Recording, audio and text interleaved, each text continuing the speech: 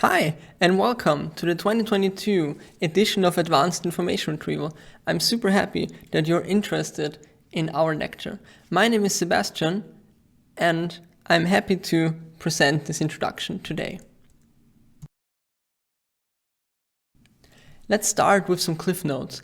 So this year we're also doing our lecture completely remotely, and our online format includes YouTube uploads of recorded lectures, which are approximately 45 minutes to an hour each.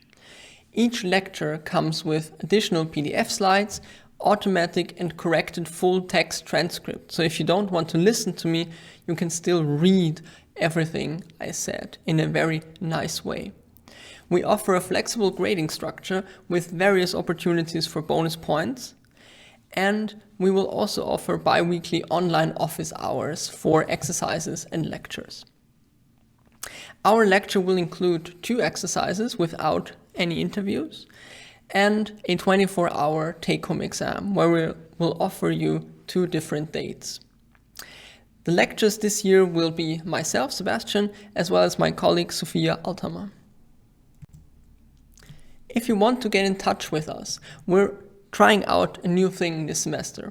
So if you have questions regarding the content of lectures or the exercises, then please open up a thread on our GitHub discussion section, which you will find here. And we hope this brings a better experience than just using the plain old Tool forum. So we're happy to receive feedback on that as well. If you spot any errors or want to make corrections to the lectures or exercise assignments, then please just create an issue in our GitHub repository. We of course will award you with bonus points for spotting and fixing errors. If you have any other problems, questions or feedback, please write an email to this email address here, and we will try to get back to you as soon as possible. All right, so what's information retrieval? Information retrieval is at the heart of internet technology. But in fact, information retrieval has existed long before the internet. Think of index cards in libraries. That was basically information retrieval.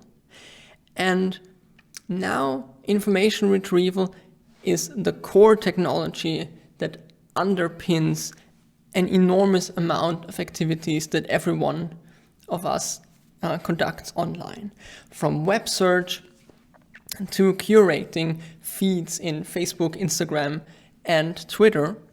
Information retrieval influences nearly everything we do online, where we start out without a clear direction where we want to go. And therefore, studying information retrieval is highly influential and very interesting. So I hope you also like it as much as we do. This is just a short example of a running Google query that I started to try out in the year 2019, where I asked Google for the size of an A3 sheet of paper. And here you can see that, of course, you will know that if you use Google, that you don't get just a list of documents, but you get useful snippets already selected for you, right? And here we have this stronger component of language understanding. But in 2019, Google actually gave me the wrong results and showed me the size for an A4 sheet of paper, because the website they selected talked about a bunch of different paper sizes, and now they just selected the wrong one. Then in 2020, they did fix their machine learning algorithms to now show the correct size in bold. It's still coming from the same website, interestingly. In 2021, they changed their user interface again. So the answer is still correct, but now you get a table that has been parsed and is redisplayed inside the Google layout, which gives you a couple of different size options, both in millimeters and inches, Great. And then in 2022, I repeated the same query.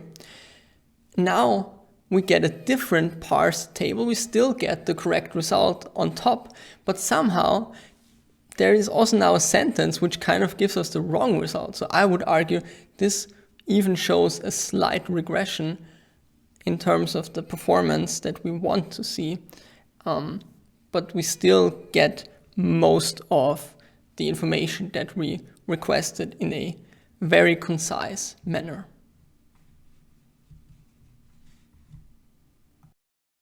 The key to these and many other advances is machine learning. And in this lecture, we are going to talk about machine learning and not AI. Because as this tweet, very funny, shows, if you write it in Python, it's probably machine learning.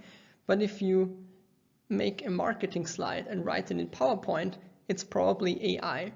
So in this lecture, I want to emphasize that we focus on machine learning and not AI. I also want to caution you that once you start doing machine learning, most of the time it looks like that. You wait for a long time until your training and evaluation is finished, and only at the end you know if something is wrong. Let's talk about the recommended prerequisites, and I want to emphasize that these are only recommended but not required. So if you don't have those recommended skills, it shouldn't be a problem as long as you're motivated to learn some of them as we go along. It would be good if you have some basic machine learning and know-how about the basic concepts, and maybe also experience with one of the neural network frameworks. And of course, it's good if you have experience in reading academic papers, as they have most of the time a different and more technical writing style than other sources. If you visited our basic IR course, that's of course awesome, but it's not necessary, as we will revisit the basics in a crash course. Good programming skills are always nice, but again, if you are in a group where you can support each other, it shouldn't be necessary to have a long experience with programming. One necessity is to have an NVIDIA GPU available. But if you don't have one, you can use a free GPU from Google Colab, and this service is completely free with limits in terms of how long you can use the GPU, but we designed the exercise to keep you within those limits. And if you want to get started on some background, here are some pointers to get you started. There is a great book about neural network methods in NLP by Yoav Goldberg, and it also contains a very good introduction to machine learning as well. If you want to have an overview of the strong improvements and the paradigm shift in IR, I can only recommend the recent survey paper by Jimmy Lin et al. About BERT and beyond in text ranking, and of course various tutorial sites.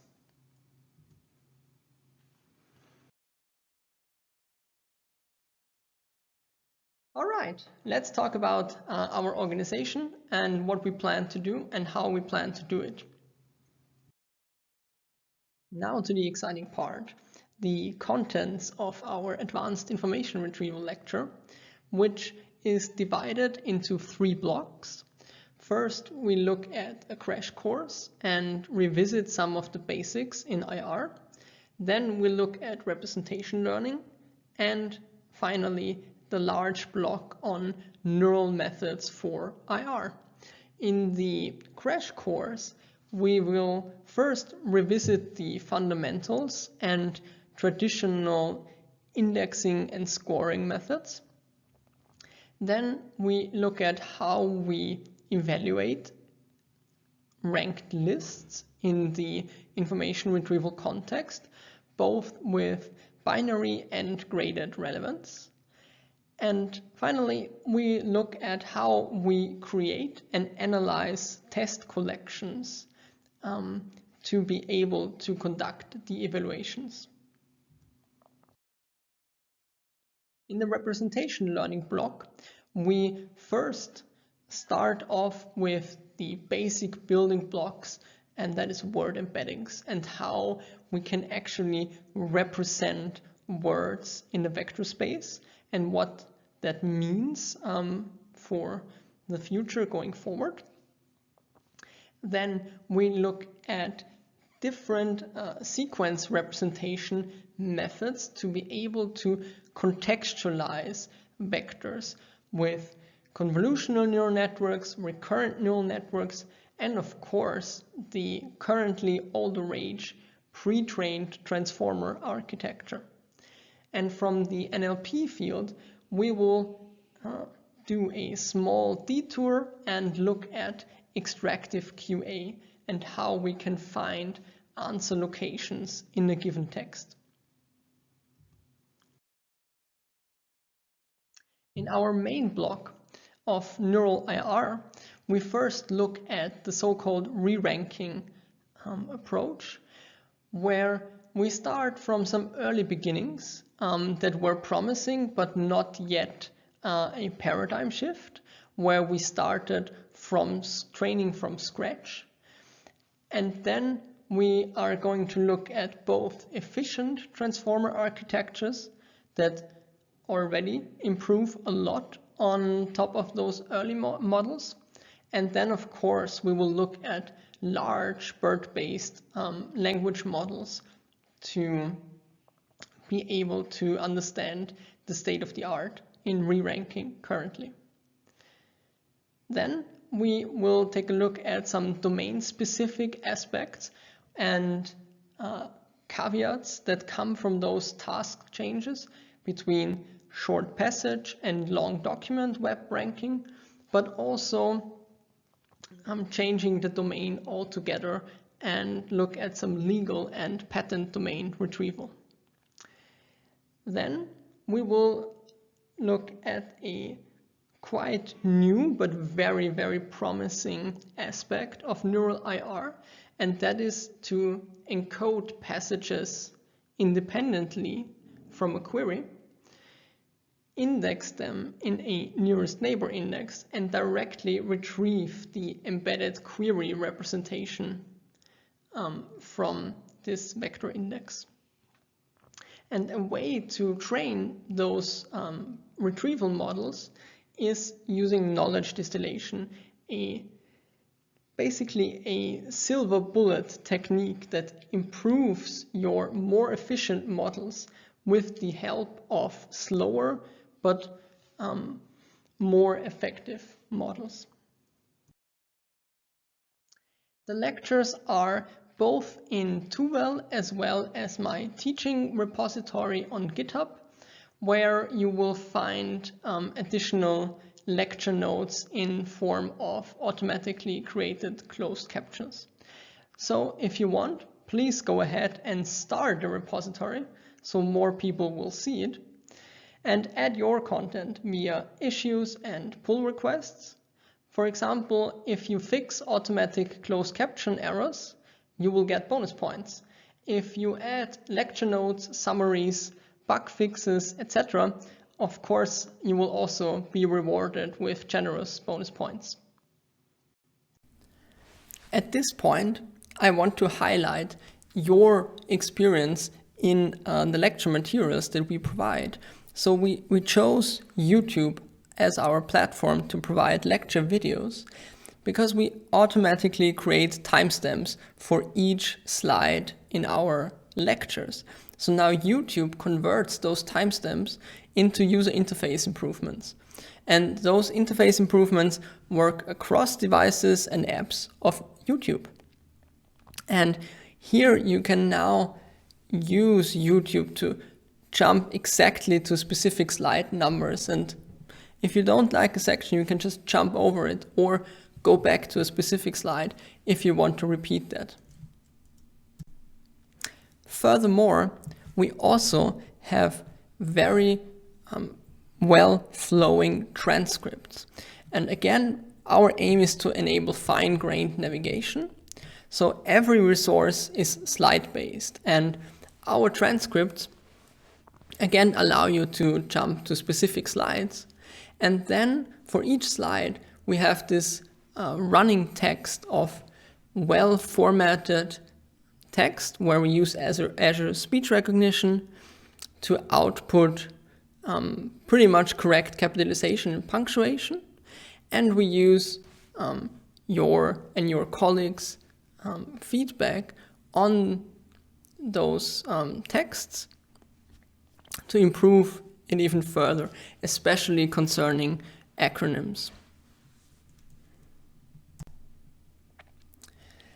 And we did the same thing in 2021, and I just wanted to highlight what your colleagues from the year 2021 had to say about our use of YouTube. So they very much liked it, and I hope that this continues again this year. And the timeline feature was also very noticeable, and 2/3 of students actively used it. So that's why we're going to continue to provide all materials in this way. Furthermore, the usage of the transcripts provided some sort of puzzle for us. So we observed that a lot of students did not try out to look at the transcripts, but once they tried, most people tried it again and used more than one transcript. So please have a look at the transcripts and see if this is a format that works well for you.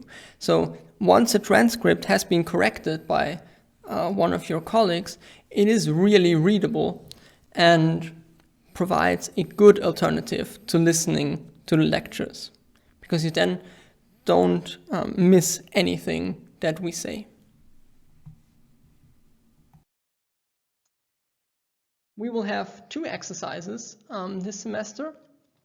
The first is a data annotation exercise to understand the task we try to model, but more importantly, to create a test and analysis dataset that all of you will use in exercise 2, which will be the larger exercise, of course.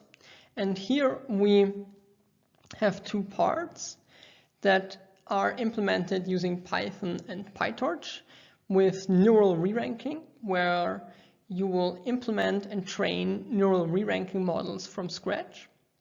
And then a second part where we use an up-and-coming workflow to download already trained models from Hugging Face and create an extractive QA system with that. So for the first exercise,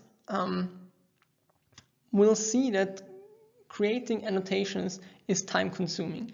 And of course, if we split the task, it's easier and we create more data with less time spent per person. So each student will spend only a few hours, something like 4 to 5 hours for approximately 500 annotations. And with that, we will create a fine-grained passage retrieval and extractive QA dataset that's based on MS Marco. And this fine-grained data does not exist yet. So if we want to use something like that in exercise 2, we have to create it ourselves. And the interesting part here is we of course pool together all the resources created in exercise 1 for everyone to be able to use in exercise 2. So you can then use your own work again in exercise 2. And of course, before we publish any data, we will completely anonymize it and remove any student IDs associated for the grading of exercise 1. For exercise 1, we actually created a specialized and simple and hopefully fun to use tool called FiRA for both mobile and desktop use. And each registered student will receive a pre-created account with username and password via email. And if you like the annotation task, you can continue after reaching your target. So the more annotations you create, the more bonus points you get. We're going to award you 4% of the total grade per 100 extra annotations.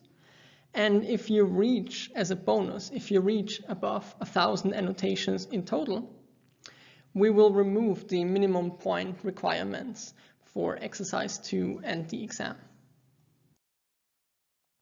In exercise 2, first we're going to implement and train non-state-of-the-art neural reranking models. They are not state-of-the-art, but they teach you how to use PyTorch, how it works, and it allows you to learn the inner workings of a training loop, loss functions, and tensor operations without having to wait endless amounts of time that you would have for state-of-the-art models. And then we will use pre-trained models from the Hugging Face Model Hub to create an extractive QA system that now changes the aspect. So here we don't actually train the model ourselves anymore because we'll download some large BERT instance, but we only use it for inference. And if we put those two together, we create a pipeline that's necessary to get those Google-like results that I showed you in the beginning. Exercise 2 will be conducted as a group exercise. And in contrast to previous years, this year we will need to have groups of 4 people because we have so many registrations in TIS that we can't use groups of 3 people, as this would overwhelm our resources that we have available in this semester. I know it's not perfect, and the larger the group size, the more annoying the exercises get, but we still think this is a better option than to need to cut off the registration at some point. The groups will be evaluated together, so choose your teammates wisely, but we are very flexible and we know that sometimes things don't work out perfectly, so we will accommodate students where team members might drop out at some point. And we will, please send us an email if that happens, and we will try to accommodate this. You will work in a GitHub repository that's just private to your group. And this GitHub repository will be administered via GitHub Classroom, which gives us great tools to give you a template repository to make the whole setup seamless. And of course, we will offer you lots of bonus point opportunities. So we hope that you have fun with this exercise, and for creative extra work, we'll honor that and give you bonus points for that. And of course, if you find and fix bugs, if you help your fellow students in the discussion forum, we will also award bonus points for that.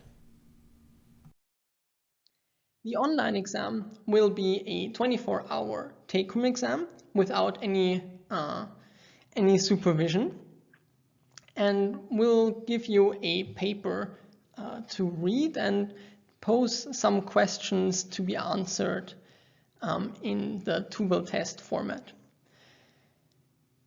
This exam is completely open book, so you can go ahead, and please go ahead watch lectures, do background reading, and read as much as possible. We will offer 2 dates. The grading scheme looks as follows. For exercise 1, you will get 10% of the total grade, for exercise 2, 50%, and for the exam, 40%. You always have to pass a certain minimum requirement, except for exercise 2 and the exam, if you get enough bonus points in exercise 1. Although, of course, in total you still have to get more than half the points to get a positive grade. And once you're positive, the grades will split as shown here. I hope you're excited as I am for this course. And if you have any feedback, problems, questions, any other issues, please write me an email and we'll definitely figure it out. So hopefully see you next week, even though it's only virtual.